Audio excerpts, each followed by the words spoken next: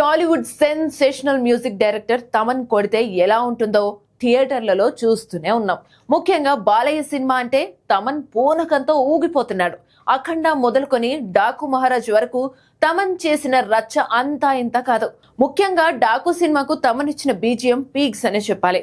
ఇక అఖండ 2కి అంతకు మించి ఉంటుందని అంటున్నారు. అలాగే ప్రభాస్ రాజా సాబ్ ఇంకా పవన్ కళ్యాణ్ ఓజీపై కూడా భారీ హైప్ ఉంది. ఇప్పటికే ఈ సినిమాల గ్లిమ్స్ తో దుమ్ము దులిపేశాడు. ప్రస్తుతం తమన్ చేతిలో ఇంకొన్ని క్రేజీ ప్రాజెక్ట్స్ ఉన్నాయి. అయితే ఇప్పుడు మరోసారి మెగా ఛాన్స్ అందుకుంటున్నట్టుగా తెలుస్తుంది. చిరు అప్కమింగ్ ప్రాజెక్ట్ కోసం తమన్ ఓకే అయినట్టుగా తెలుస్తుంది. ప్రస్తుతం విశ్వంభర మెగా 157 సినిమాలు చేస్తున్న చిరు నెక్స్ట్ బాబీ దర్శకత్వంలో సినిమా చేయబోతున్నాడు.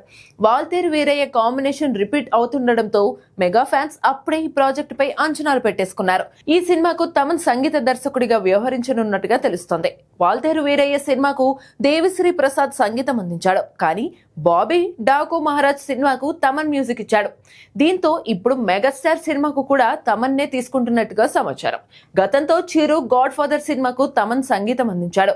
కానీ అది రీమేక్ సినిమా. ఇప్పుడు చేయబోయేది బాబీ సినిమా కాబట్టి తమన్ తాండవం మామూలుగా ఉండదని చెప్పాలి. అయితే ఈ వార్తల్లో ఎంతవరకు నిజం ఉందనేది చూడాలి.